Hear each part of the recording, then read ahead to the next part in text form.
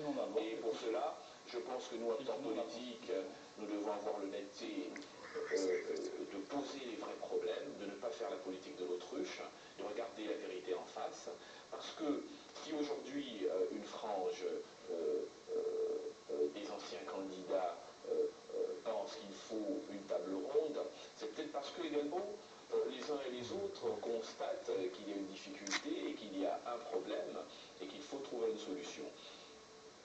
Est-ce qu'il faut se dire que le président de la République, Joseph Kabila, a prêté serment, passé, il n'y a rien à voir? Devons-nous faire la politique de l'autruche et considérer que le climat plutôt délétère qui existe actuellement au niveau de l'espace politique national n'a aucune importance? Je ne pense pas, parce que pour ma part, la responsabilité dans la gestion d'un État, la responsabilité qui est la nôtre, pas simplement aux différents leaders qui sont devant nous, mais nous tous qui sommes acteurs politiques, nous engage à aller au fond des choses et à considérer que ce ne sont pas les solutions faciles qui arrangent nos conforts personnels et nos ambitions particulières qui doivent être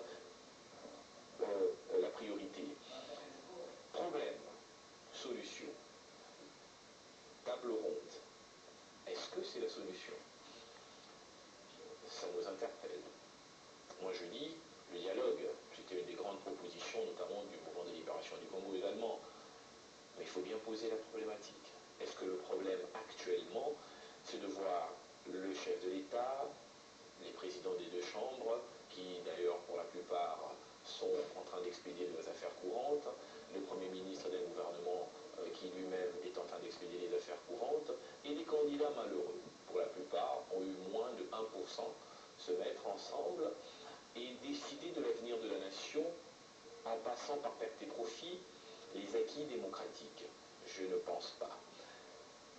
L'idée de départ, lorsqu'on parle de dialogue, elle n'était pas mauvaise. C'est l'approche et la conclusion qui laissent à penser effectivement qu'on voudrait, par des atavismes regrettables, nous ramener à des époques qui ne sont plus d'actualité. Le problème qui est posé aujourd'hui, moi je suis convaincu en tant qu'acteur politique de ce pays qu'il y a un problème politique. C'est d'une part le président de la République, Joseph Kabila, qui prête serment et qui est déclaré vainqueur par la Commission électorale indépendante et la Cour suprême. Et de l'autre côté, Etienne Tshisekedi Wamuluma, président de l'UDPS, qui, de son côté, ne reconnaît pas ses résultats et s'appuie sur une légitimité qu'il constate sur le terrain pour se dire, lui, également vainqueur. Donc le problème politique qui nous empêche d'avancer, le problème politique fondamental, aujourd'hui, c'est celui-là. Est-ce que sa solution, c'est une table ronde où, par une légitimité tirée par les cheveux, la République serait représentée dans un débat aussi important par des acteurs qui n'ont pas forcément leur place? Quelle serait la solution? La solution, pour ma part, c'est d'arriver à un niveau où nous aurons, nous, acteurs politiques, le courage de dire, le président de la République, Kabila, Etienne Tshisekedi, faisons en sorte qu'il y ait une discussion.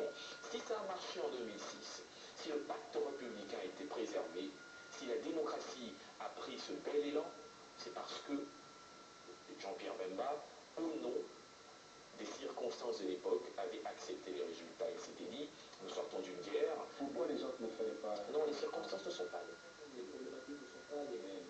Quand on va aux élections de 2006, il y a des groupes armés à Kinshasa. Les vice-présidents ont quasiment des armées. L'Est du pays est encore sous forme de gruyère.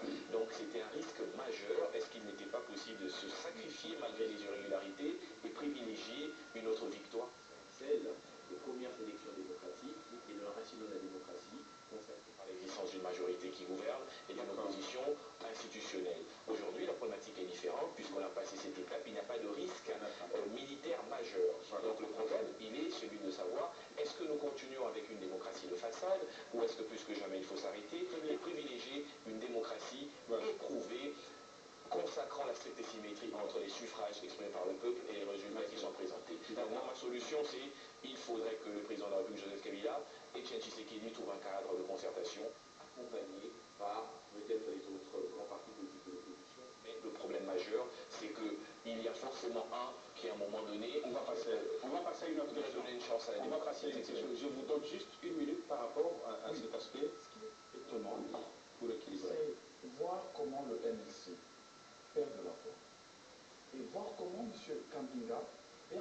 soutenir en même temps une chose et son contraire. J'aimerais bien savoir qu'est-ce que M. Kabinga ferait lorsqu'il est dans la situation où il est proclamé vainqueur de l'élection législative et qu'en même temps, un de ses concurrents disait ce n'est pas Kabinga, c'est moi.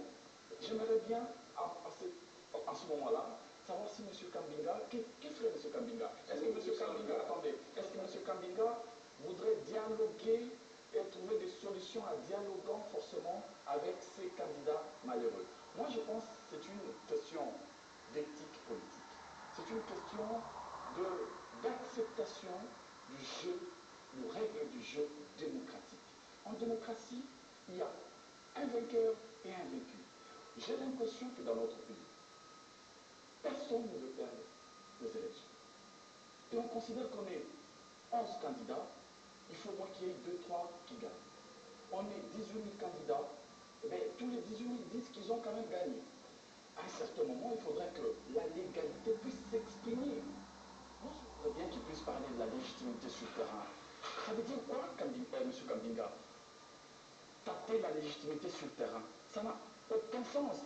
Ségolène Royal, qui a été élu par 47% de Français, si elle avait voulu contester et évoquer la notion de la légitimité populaire, elle a dit qu'il y a 47% des Français qui étaient derrière elle. Attendez, McCain, Obama n'avait pas été élu à... Rapidement, on passe à une autre question. Ça veut dire que cette question, elle est centrale. C'est une question de choix. Attendez, on compare ce qui est comparable parce que d'abord, c'est les principes de base. Il ne faut pas d'élection poubelle. Monsieur Germain Kabinga, je parle des principes élémentaires de la démocratie. Lorsque vous avez un cadre légal qui a été mis en place, vous pouvez chuter rapidement parce qu'on doit passer à... ce cadre légal proclame les résultats et qu'il y a première étape, CENI qui proclame les résultats provisoires, deuxième étape, la Cour suprême qui valide, à ce moment-là, je ne refuse pas. Vous savez l'impression que vous donnez, attendez, vous donnez l'impression comme si la majorité fermait la porte au dialogue. Nous ne pouvons pas fermer la porte au dialogue. Nous allons toujours dialoguer pour l'avenir de notre pays sur les sujets sociétaux et majeurs dans notre pays. Voilà, merci. Voilà, on va passer à notre question. Je voulais... Les dossiers est clos. Maintenant, j'ai la parole. Regardez, dialoguer pour la suite, on peut toujours dialoguer pour la suite. J'aime bien... C'est clos. Vous me rappelez les communiquants de Laurent Gbagbo. D'accord. Alors, s'il vous plaît, on va... Juste un mot, on passe à autre chose. Je pense que tous les deux, et même moi, nous soutenons le dialogue. Mais la question était posée sur la table ronde. C'est-à-dire qu'il y a une facilité qu'il y ait un dialogue, comme vient de soutenir mon frère Kabinga, entre le président de la République et le chef de l'opposition qui se trouve maintenant être le président Tshisekedi, le MIDEPES. Donc, est-ce que le dialogue n'interviendrait pas après des élections? Juste après, c'est ce que je disais. Je disais que la table ronde n'a pas raison d'être actuellement. Il suffit que la CENI... Mais la nécessité du dialogue est là, je crois que c'est... Le dialogue doit toujours continuer dans toute république, il y a toujours des dialogues. Là, ne veut pas dire qu'il faut seulement les élections pour qu'il y ait dialogue. Merci. Vous allez garder la parole parce que nous avons invité principalement en tant qu'expert fiscaliste. Il y a aussi cette question de la TVA.